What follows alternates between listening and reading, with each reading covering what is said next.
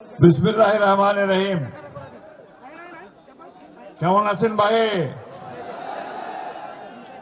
ভেল্লা দিন পরে ওসিনু ফের তোমার থে আমার দুলু ভাই একটা নতুন একটা পথ দেখাচ্ছে।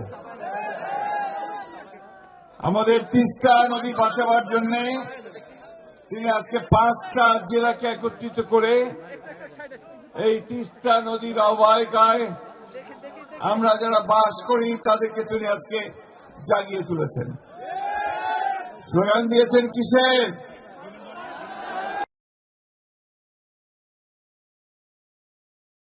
দুলু ভাই ডাক দিছে আইসো আমরা তিস্তা বাঁচাই।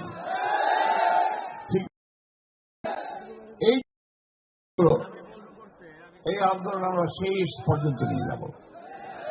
মৌলানা আব্দুল হামিদ খান ভাসানী মুসলিম জননেতা তিনি একদিন ফারাক্কা মার্চ করেছিলেন গঙ্গার পানির ন্যায্য হিস্যার জন্য। আর আজকে আমাদের দুলু ভাই সেই একইভাবে দাঁড়িয়ে গোটা তিস্তার 11টা পয়েন্টে হাজার হাজার মানুষকে জড়ো করে তিনি আজকে এই ডাক দিয়েছেন, জাগো বাহে তিস্তা বাঁচাই।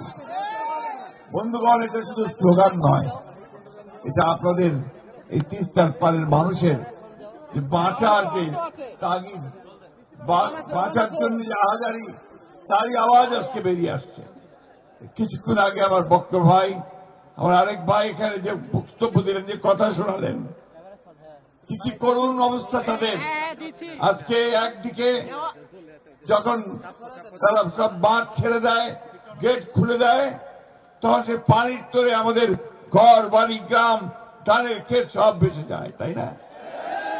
আবার যখন বন্ধ করে দেয় তখন আমার সমস্ত এলাকা খরায় শুকিয়ে খটখট হয়ে যায়।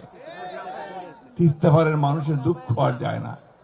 বাংলাদেশ থেকে বেঁচে দিছে তিস্তার এক পারে নাই।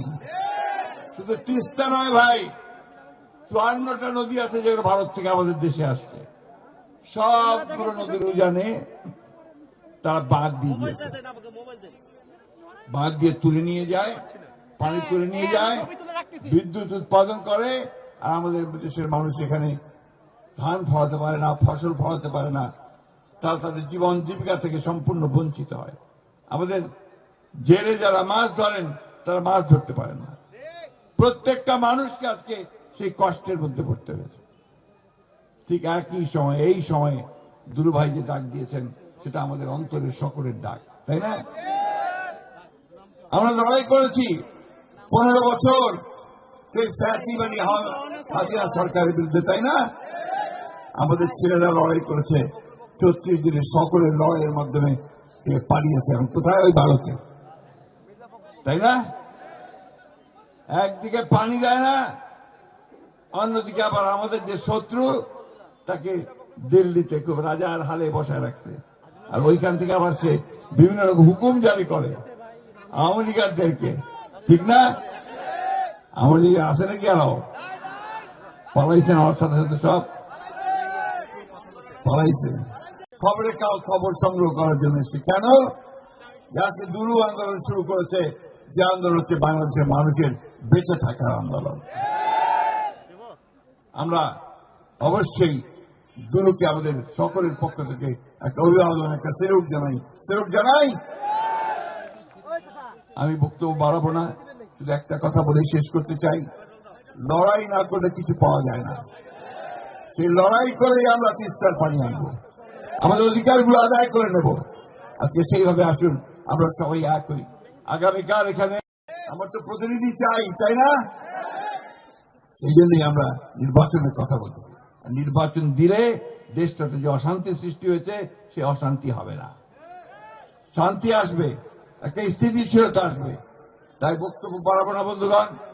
আমি আজকে গতকাল ঠাকুরগাঁতে এসেছি, আজকে সকালে কিন্তু রওনা হয়েছি, এসে বসে আছি আর অভিভূত হয়েছি। তিস্তার পারের হাজার হাজার মানুষ আজকে নিজেরা পুটলিতে চাল বেঁধে ডাল বেঁধে চলে এসেছে, তাই না? সব একা একা চলে এসেছে। এখানে কাউকে কিছু বলতে হয় নাই, তার নিজের দাবির জন্য দুলু ভাইয়ের ডাক শুনে আজকে সবাই এসেছে। তাই বন্ধুগণ, আমার কথা শেষ, শুধু এইটা বলতে চাই যে এখন নতুন লড়াই শুরু। সেই লড়াই হচ্ছে আমাদের বাঁচা মরার লড়াই, আমাদের স্বাধীনতার লড়াই, আমাদের গণতন্ত্রের লড়াই। আসুন আজকে আবার সেই ঐক্যবদ্ধ হয়ে আবার আমরা সেই ডাক দেই, জাগো বাহে। আসসালামু আলাইকুম।